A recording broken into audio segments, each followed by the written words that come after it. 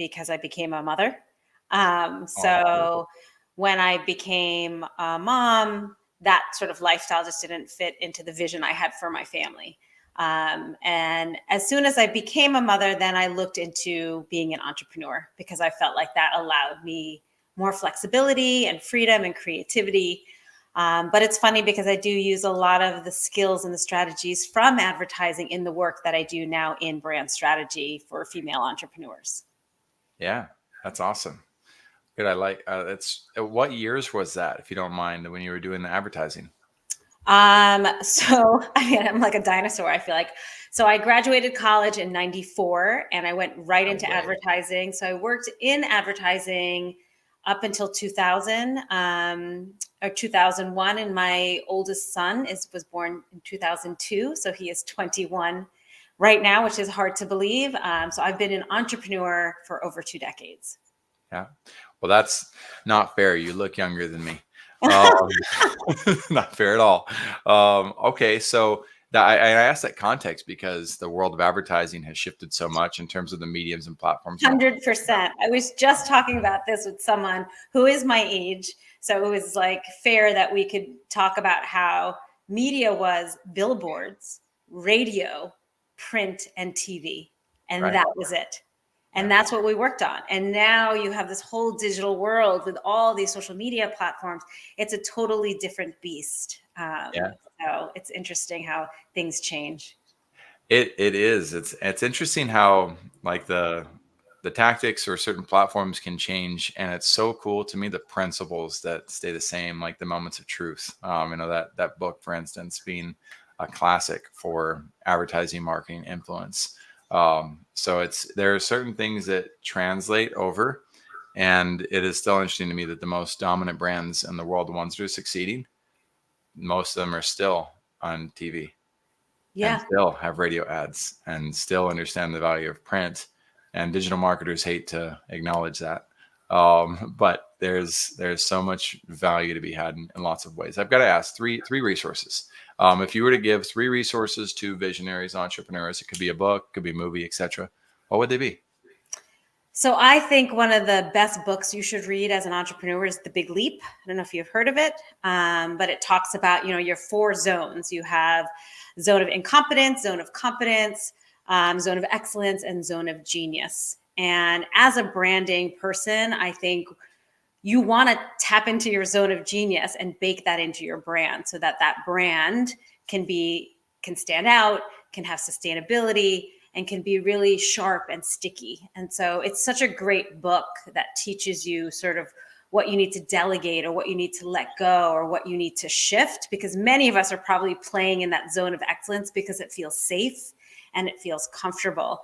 But as we pull the layers apart and really ask ourselves, what are we meant to do? And what is that zone of genius, that area of expertise? Hopefully you get to take the leap and get into that zone of genius. So that's a book that I have probably read 3 or 4 times just because I feel like I can keep revisiting it. Yeah. Um, Another book that I love is Essentialism. I don't know if you've read that one. No. Don't ask me the authors because I can never remember, but it's such a great book because it talks about really getting focused as a brand, as a business, as a person, and kind of stripping away all the things that don't really matter and only focusing on what does matter. And so again, as a branding person, especially someone who is a big proponent of who, believes in niching, the idea of being an essentialist and cutting through all the noise and going all in on a certain lane is in alignment with a lot of the ways that I run my business and how I, help my clients. And then I think if I had to pick a third one, again, as a branding person, Donald Miller, Story Brand, was an amazing book where he talks about, storytelling and how to use that to build your brand and really kind of dumbs it down for all of us to be better brand builders. And that is a book I've read multiple times as well. That's awesome. That Donald Miller doubled down, yesterday's guest, also Awesome. brought him up as their Oh, resource. really? And I'm a fan too. I like what he's up to, and it's fun to see twice in a row that happen. Even though I don't know. Are you connected to Scott Aaron? I got to ask now. No, I don't even know who No, that is. cool. Well, you'd probably be a fantastic guest as well on his podcast, Networking and Marketing Made Simple. So happy to put a shout out and a connection there. We're going to go to the break. We'll be right back and dive into Mallika's vision. All right. Welcome in to Vision Pros Live with Jackson Callum. I'm your show host. We will be doing interviews for visionary entrepreneurs and guest leaders who are building fantastic visions out there.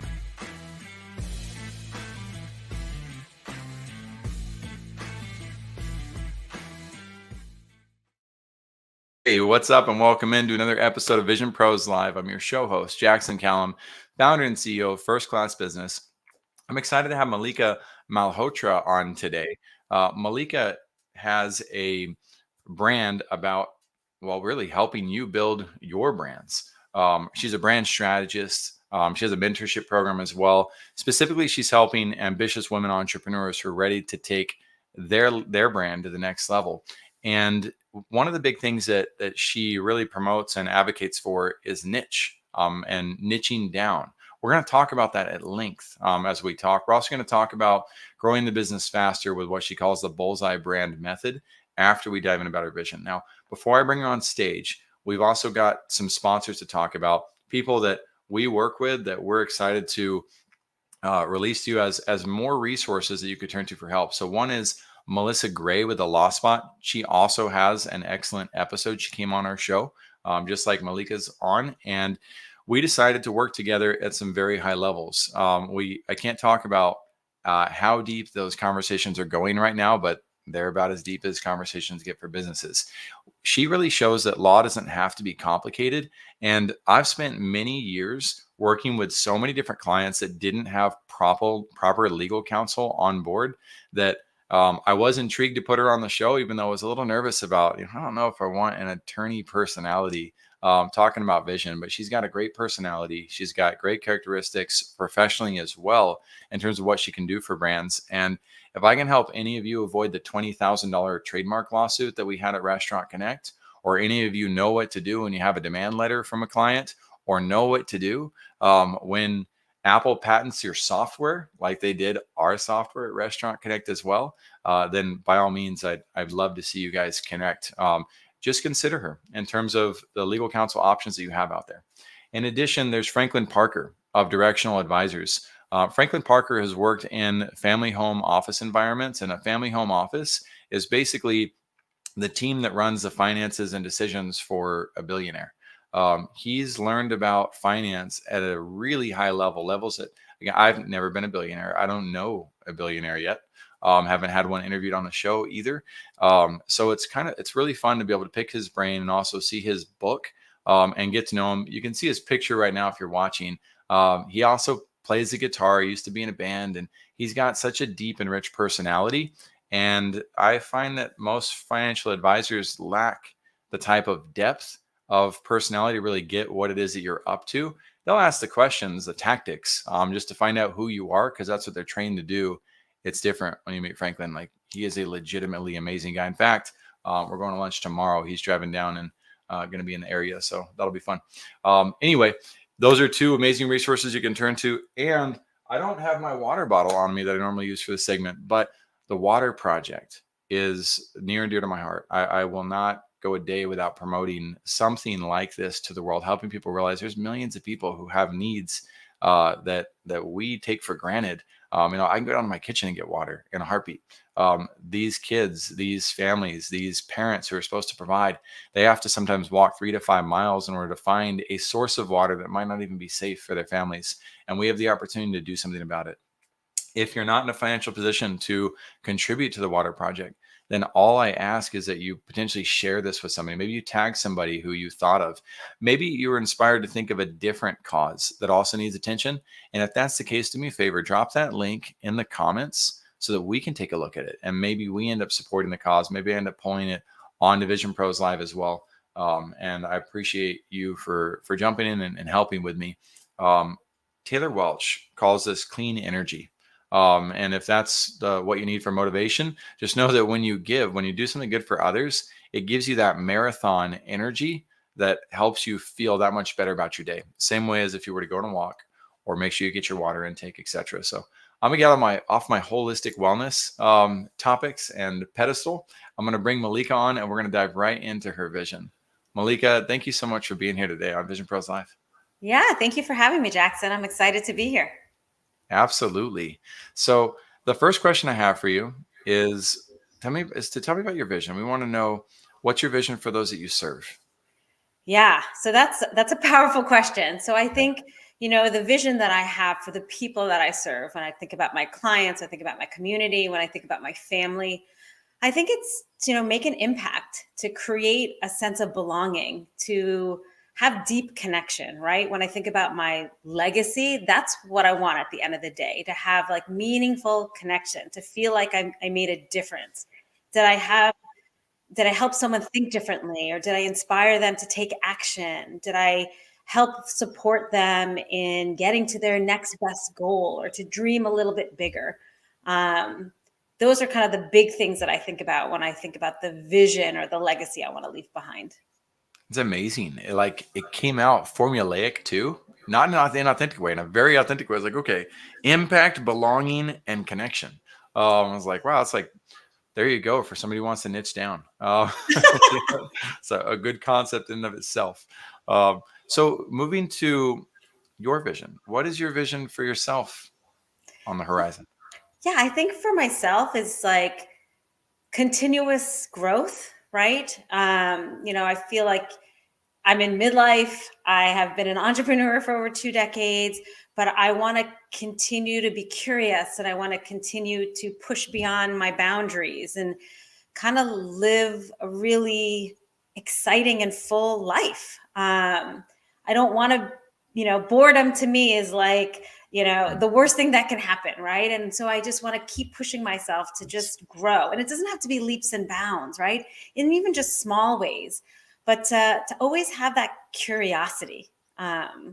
I think that's part of my own vision. And that's, what I try to teach my sons. And that's what I try to teach my clients, is to lean into that, because I think that really helps you grow beyond, the financial goals that you want, or all those other things. Like those are important too, but like, can we kind of just lean into that self-growth and just pushing beyond some boundaries? And that's really important. I like that. I also, I really like that you key in on the simple matters of growth too. It doesn't have to be a grandiose fireworks show at all times, but it could be simple. What are some of the simple growth areas that come to mind for you? Yeah, so small wins like today, being here with you, right? Meeting someone new, pushing myself out of my comfort zone, showing up and sharing a little bit about my journey. Small win could be, getting outside and taking a walk instead of being glued to the screen. As entrepreneurs, it's easy just continue to work and work, but setting some boundaries for myself so that I have a healthier lifestyle, taking the dog for a walk, being outside with nature. Small win could be connecting with my parents or family that don't live close by, so that I feel that, again, sense of belonging and that network of people that I want to support as well as be supported by. I love that. Thank you. That was a great list. You're fast.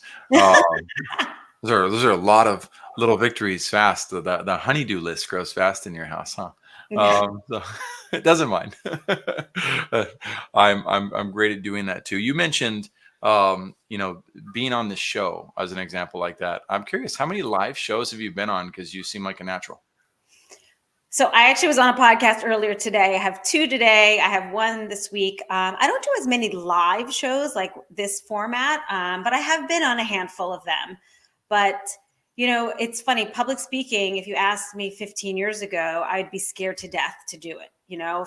I, 15 years ago, spent a lot of my time being a photographer. So being safe behind a camera, and, interacting with people one-on-one was easy. But to think about speaking on a platform or in front of a lot of people, I would be like, no way, I can't do it. But you can do anything that you put your mind to, and it's a muscle, right? That you have to keep flexing, and you have to keep trying and keep pushing through. And sometimes you're going to have really bad experiences, and you'll learn from them, and then the next one will be easier. And so, being here with you today and talking about my journey and my vision, all these things that, are not easy questions to answer on the fly. Right. I think, but it's good. It's, again, it goes back to that self-growth and pushing through the boundaries and being curious of what this is going to look like. How is this going to unfold, and being okay. It doesn't have to be perfect. It's going to be okay. I love it. That's I hope other visionaries take courage from that. It's not easy to be on camera. It's not easy to go live.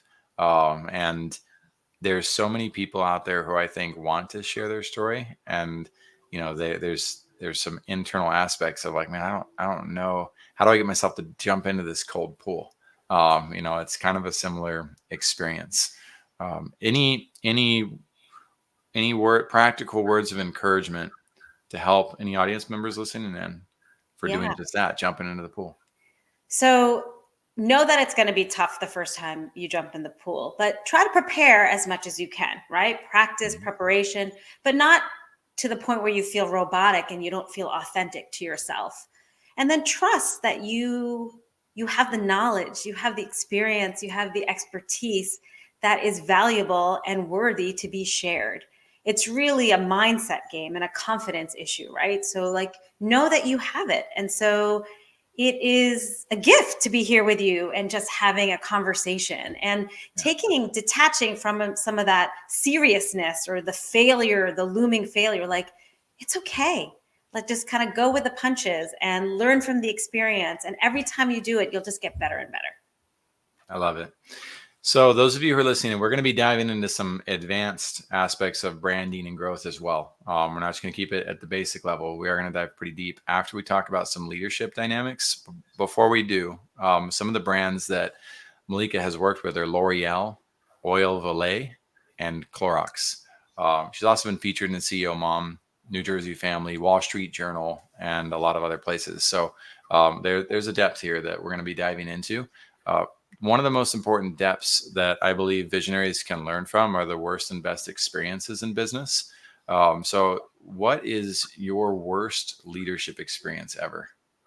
Yeah. So, I mean, we all have areas, challenges, bad experiences. And I think early on in my entrepreneurial journey, as a mentor, as a coach, whatever you want to call it, as a leader, trying to, help my clients build a brand, I think in the beginning, I took on anyone. I took anyone who came to me, even if they weren't the right fit, even if I felt like in my gut they weren't going to be a great relationship in terms of a client mentor relationship. And I had someone in my group who questioned, even in the beginning, she had all these questions of the pricing and what do I get and all this. And I had that, I'm not sure she's a good fit, but I still enrolled her into the program. She never showed up. She didn't do the work. But yet she wanted the results, and she questioned my leadership and my expertise, and really kind of rocked my confidence a little bit, so that I felt like I wasn't a good leader. But then, after talking to my own coaches and kind of detaching the emotion out of that, I learned that we as coaches and mentors, we are not responsible really for the results of our clients. We have to empower them to get those results on their own. It is their business at the end of the day. I can give you the strategies. I can give you the tools. I can give you all the shortcuts. I can share with you what I have done. But at the end of the day, the only person that can do the work is you. And so learning from that, what I felt was like the worst leadership experience, because I felt so badly that she was disappointed and she was having a hard time and she was saying all these things. I learned later that I had to be better at figuring out who the clients were that were a good fit. Did they meet the criteria to be able to go through the program and get the best results? And now I ask harder questions. Now I have certain criteria that they have to fulfill before they can even be considered or apply to my programs. And so I think sometimes you have to go through those bad leadership experiences before you can get to the better leadership experiences. I love that. Way to own it. First off, way to just, look internally at what you could be doing better. I think a lot of us grow up without understanding healthy boundaries on relationships. And, I went through a massive shift in my life for learning how to establish healthy boundaries. And it changed the dynamics of who I was working with. So One quote I heard early on, in the before I really started making the shift, was this small business development coach at UTSA was teaching a forum, and she said, "When you sell a hammer, everything looks like a nail," and that hit me real deep. And I was like, "Man, okay, I do see this a lot in the market. I don't want to be." Oh, did we go out? Am I still here? I'm here. Are you I here? had a technical difficulty. All right, we're back. So I guess the hammer came after my internet. The and then of course, like you said, asking tougher questions. If you want to find great experts, find experts that ask you questions that make you feel uncomfortable, not questions that just validate the reality of what you want. And so we're not going to reveal those questions today, but if you work with Mallika or you choose to talk to her and she starts asking you things that do make you uncomfortable, I'm not talking about manipulating or pressuring you feeling dumb. That's different. That's a bro marketing tactic. I'm talking about asking questions that matter. And if you feel like you might be offended by the question, my advice to you, visionary, is to then ask, what is the purpose of this question? Or how does this question relate to helping me grow, and be willing to explore the answer. Um, Moving into best leadership experience. What is your best leadership experience ever? Yeah, so I think the best leadership experience that I've had recently is I led an in-person retreat, which was, again, outside of my comfort zone, to try to do all of the logistics of like organizing a little mini conference here in my hometown of Maine and bringing in my clients, but having them all in person, feeling that energy of bringing people together and seeing their faces, and being able to not only do trainings and teaching them, but making, again, those connections and building that community. That kind of brought everything, all of my values, all of the things that my vision together in this one weekend. And it was so powerful. And, not only did, women learn how to build their brands, it was beyond that. It was about feeling this sense of confidence and this sense of community, and making relationships and finding clients, and collaborating on new ideas, and just that creativity of all of it just was through the roof. And even though it was hard, it was so hard to be the leading person, the logistics and organizing and making sure everyone felt seen and heard.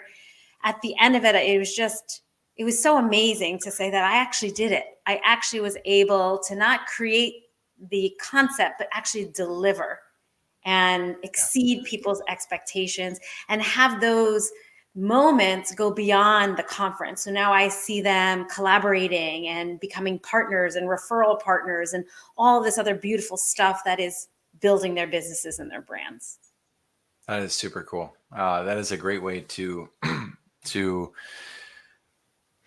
belong, to connect with individuals. And conferences, when you run them, there's not much of a better feeling than pulling off a great conference. In terms of business, that is one of those experiences where if you haven't had that opportunity as a visionary to do that, then I would add that to your bucket list of things that you might consider doing, and finding a way to facilitate a conference or an event or a mixer that allows those people to come together.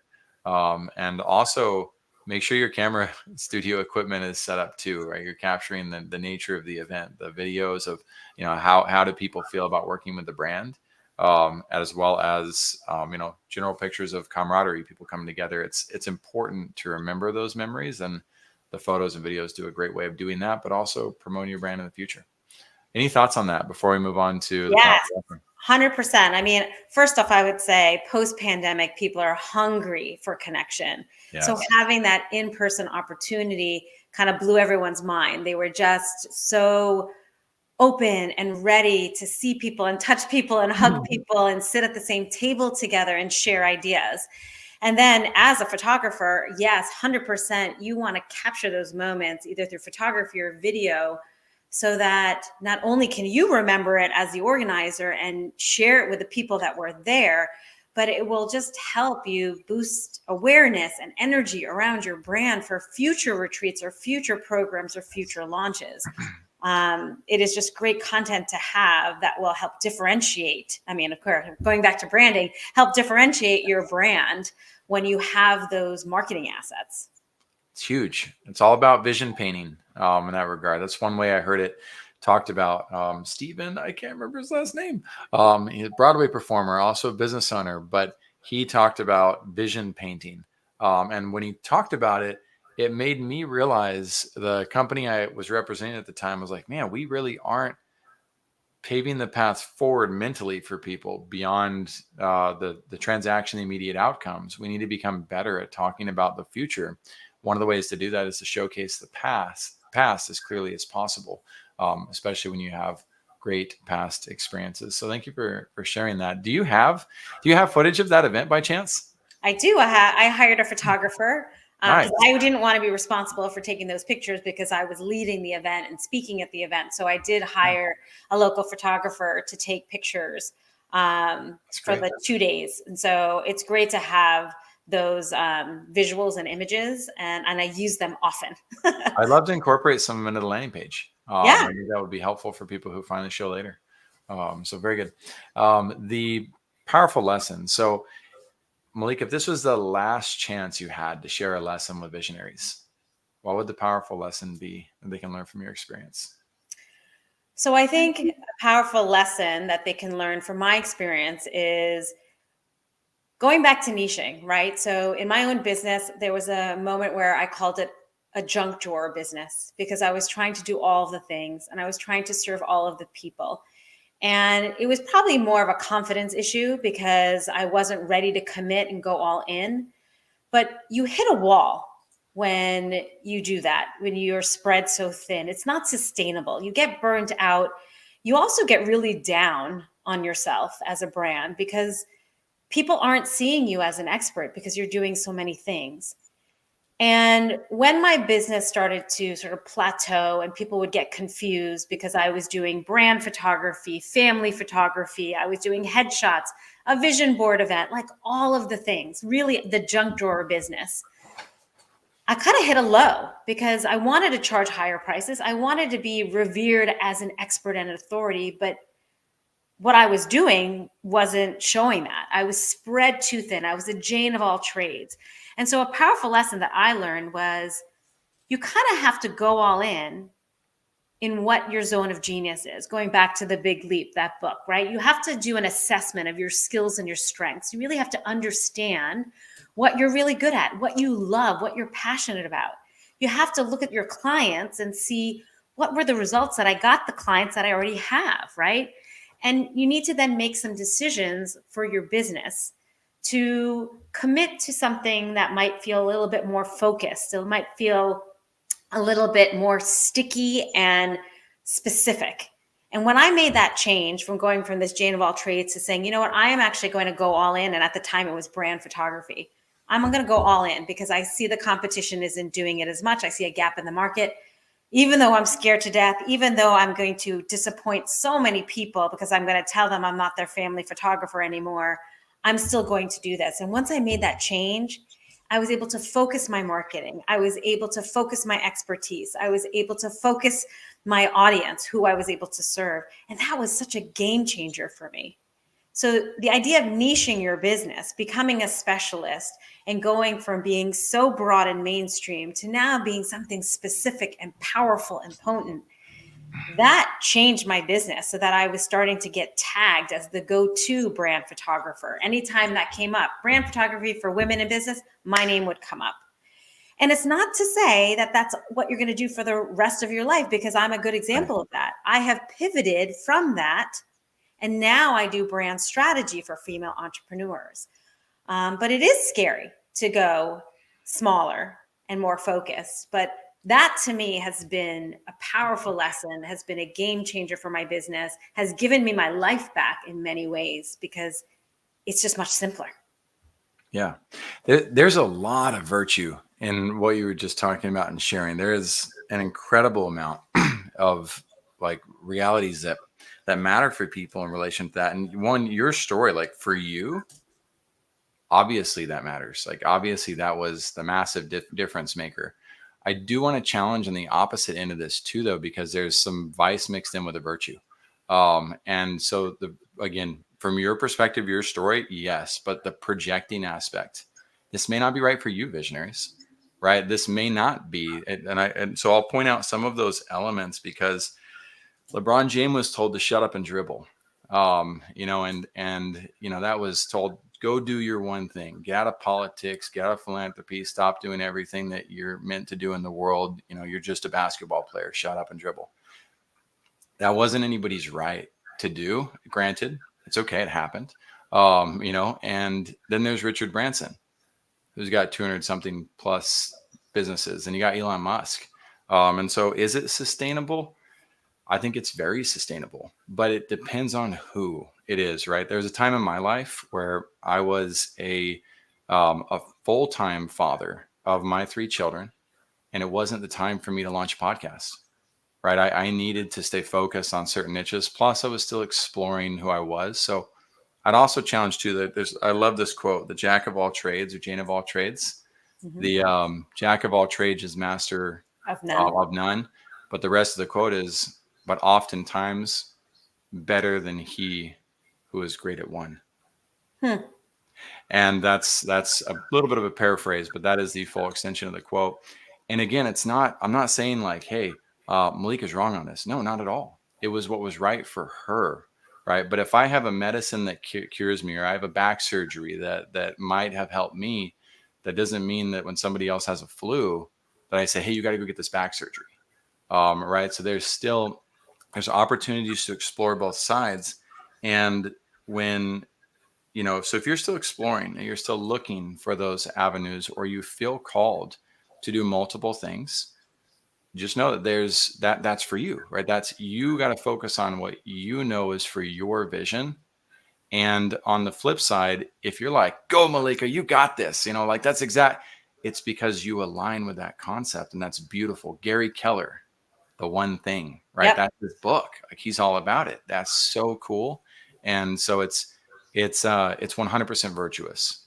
Yeah. Do you have any further thoughts on that, Mallika? Yeah. I mean, it's a strategy, right? It's a strategy. It's also, if it feels aligned with your values and who you are, then it's something to explore. Just like you said, there are, different seasons in your business, different lifestyles that it might not be applicable.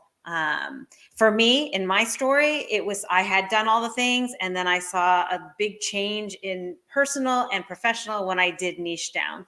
And because it worked for me, it's something that I use as a strategy for clients in my communities if they're ready for that. Correct. I love it. There's elements too of like the virtue. Can we leverage the virtue in the process of realizing, like, okay, am I overextending myself in certain aspects? Can I look at what things I can eliminate? Pareto's law principle wise, 80-20 rule, right? There's a lot of elements that are super important for all of us to consider, regardless of how big our vineyard is, or, if we're looking at farming, like how many different types of livestock we have. Perhaps there's all sorts of realities. Or does it make sense to just have a chicken coop, right? Because I got other things going on in my life. Lots of realities there.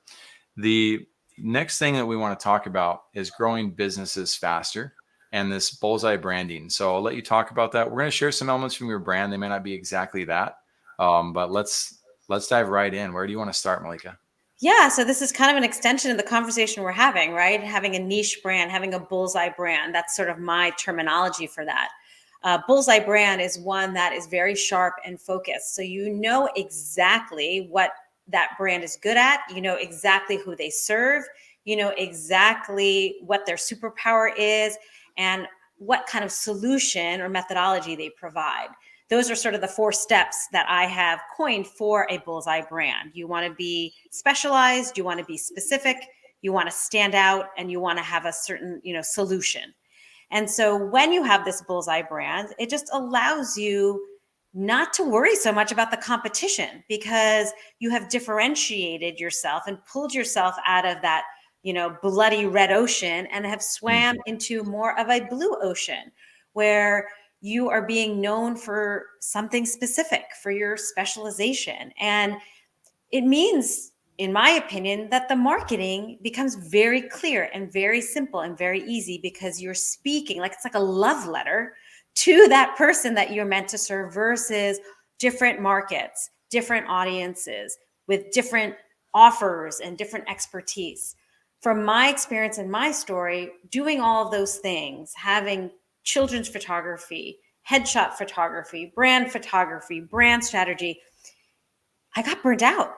It Yeah. was hard to sustain all those different messages, and it just caused a lot of confusion, and a confused mind never buys. Right. And Love that the quote. reality is, I'm not a target. I'm a solopreneur with limited resources, with limited time. And so, if I want to optimize and maximize and still have time for my family, then for me, the strategy of niching down and becoming such a powerful and potent single minded brand works. And it works for a lot of my clients too, because that way that all of your marketing is much more targeted. It allows for pricing power because now you're a specialist and you can raise your prices, so you're making more revenue. So there are just a lot of benefits for building that BullsEye brand. Does it mean that you can't serve anyone outside of the BullsEye? Yeah. No. Just like a BullsEye that has the rings, your BullsEye is who you want to serve. Your message is for that person, but you might still attract other people in all the other rings. Maybe they like your vibe. Maybe, you are a strong referral. And then it becomes your choice if you want to work with them or not. Very good. Are you a single income household or a dual income household? I am a dual income household. Okay. Fair. And I love this because there are lots of people who come through First Class Business and through our show and programs that have that solopreneur, I don't want to call it mentality, like that reality. That's what they want. That's what they're going to grow. I have nothing wrong with that. I don't think there's anything wrong with that. I don't know how to do it. Right. That's not my expertise. But therein lies also the opportunity for a strategic partnership. Therein lies an opportunity for me to say, you know what? I don't do that. Like, that's not how I do things. But I know Mallika does. And so she's somebody that I would recommend to check it out. Why? Because I do see the veracity of your branding. It's very easy for me to see your brand and see your depth and say, wow, she's carved something out here. Like, this is cool. This is deep. And and easy, I don't like the word easy personally, but from a marketing standpoint, there's so many different things that have to go into brand development and growth. It's like taking a recipe book of 300 recipes.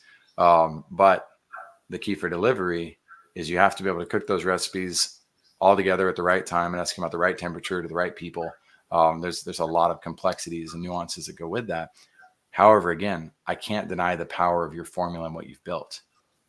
Right? It'd be like an algebra teacher telling a geometry teacher like their stuff's wrong, just because they have their own niche style.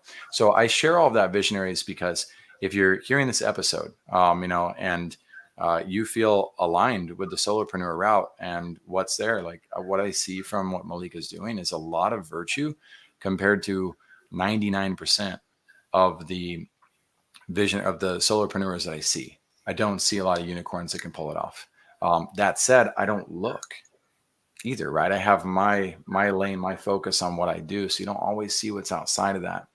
Two, in addition to that, we always have to take what I say and what Mallika says, what all of us claim, with a grain of salt, because 100%. we're all private companies. So you can't actually see what the deals are, what goes on behind the scenes, how it all works. And that's part of your due diligence, is check your references. Make sure that you do your due diligence and ask the uncomfortable questions in return for all the uncomfortable questions that we might ask you with what it is that we do. And so I don't know enough about Mallika's brand to support it. But at the same time, you're a lighthouse, Mallika, to the world that is shining brightly. And I love the way that you're going about it and doing it from what I've seen. Thank you. Yeah, absolutely. So for the rest of the time here, we've got about 5 minutes left. Is there any other aspects of branding? You know what? The one thing I want to hit on that too is I see a lot of blog posts come out about this whole niche concept. And when they focus on it, they focus more on who is that target audience that you're niching and that ideal client. I love that you made it more holistic and that you're Mhm. talking about, yes, the niche audience, but also you're referring to niching down in terms of focusing on what you're best at. Your Um, specialization. Yes. mhm. I think And it's a combination. that's a reflection of the book Strengths Finder 2.0. Yes. I Right, love and I that book. love that. Like, that's like, yeah, that makes perfect sense. Become great at something, and maybe you can add to it as you go. But if people are getting lost with what you're great at because you're too scatterbrained to focus on what matters to the person right in front of you, then yeah, you're definitely going to struggle. Yeah, I agree. I think, it's the whole idea of just trying to simplify your brand so that you can stand out from the noise. And if you're able to look at your skills and your strengths and really assess them and bake that into your brand and making sure that that is, your area of specialization instead of trying to be a brand that's really broad doing all the things that makes it harder for people to remember you or refer you. Mhm. So many times I've had people in my network say, I'm a life coach for women. I have no idea who to send your way.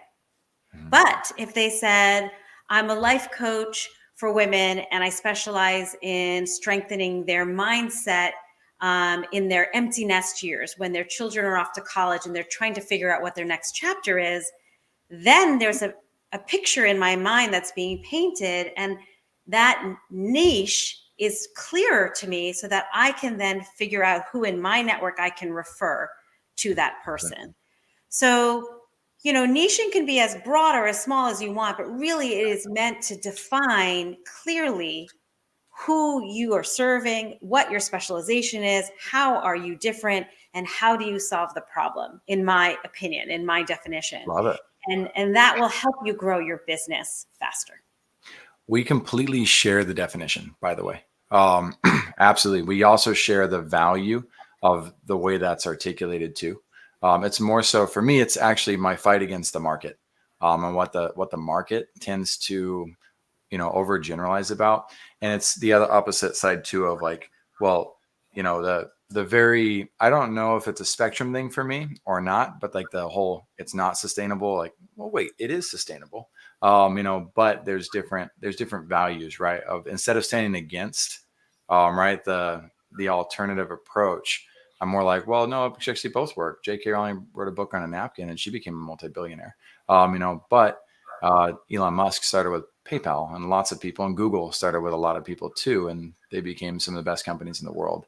So it's more just a harmonization of realizing that all of these concepts are very important for you as visionaries who are listening in to consider, and say, you know what, I'm going to read a book today that is written from an angle I don't like and see what I can learn from that book. And that's kind of what I'm putting out there for the audience. So thank you for making space for that. It shows a great deal of your leadership. And it surprises me that you're a solopreneur because you also have amazing leadership skills. And so it's like, wow, like, and I know your background, is how you gained a lot of that too. But are you, are you forever going to be a solopreneur? Curious. Yes, I think that's a choice that I've made. I mean, I have a team Cool. of, Oh, virtual assistants and things like that, but no one that is full time. I am the face of my brand. I deliver all of my services. I don't have anyone else really on my team. So when I say solopreneur, huh. that's what I mean. I mean, I have people in the back end with operations and systems, but I honestly don't have any desire to, hire junior coaches to be underneath me Right. to implement the BullsEye branding formula.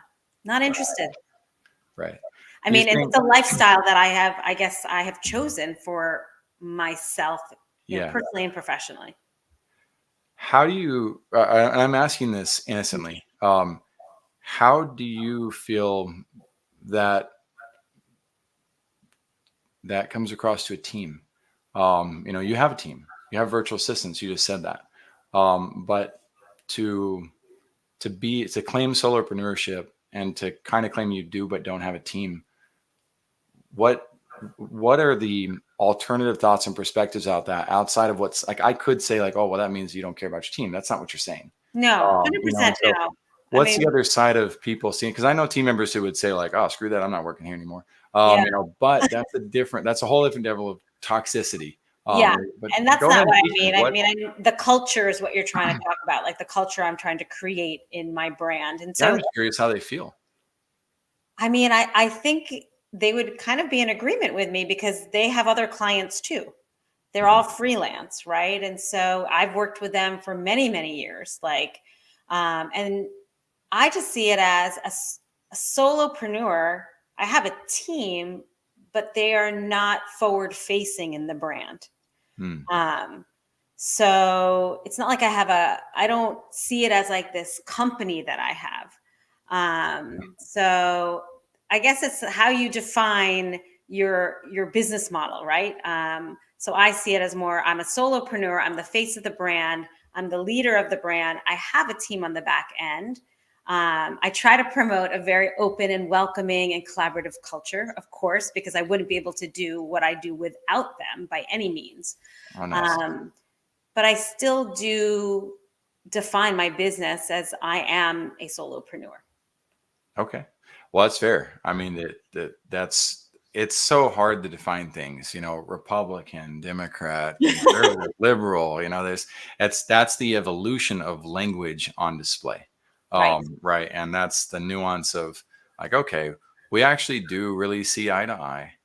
Do we take the time to figure each other out and make the space, for all concepts that are virtuous to matter? And so those of you who listened in today, we very much love and appreciate the fact that you're here supporting us. We look forward to hearing from you. If you have comments or questions, feel free to leave those in the platform of your choice. On the landing page, we'll also be putting action steps for Mallika's brand, materials that she gives us to help guide you to that next step. If you feel so inclined, of course, dive in. The best thing that you can do when you've heard an expert that you align with is to reach out and connect with them. That's especially with somebody who stands for that principle of belonging.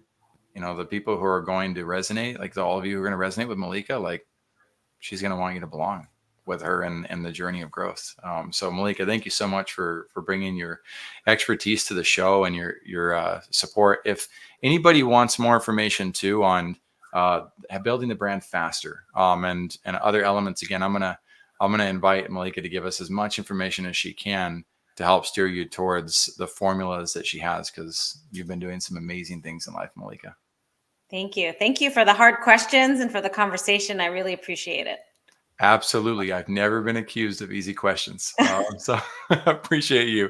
Vision Pros, have an excellent rest of your day, and we'll see you on the next episode. Thank you for being here today. I'm really happy that you tuned in to Vision Pros Live. I'm looking forward to seeing your reactions as these episodes continue to move forward. This is going to get more and more fun. We'll have more and more engagement as well. We'll invite people to participate in the show. And thank you for giving us your time and attention.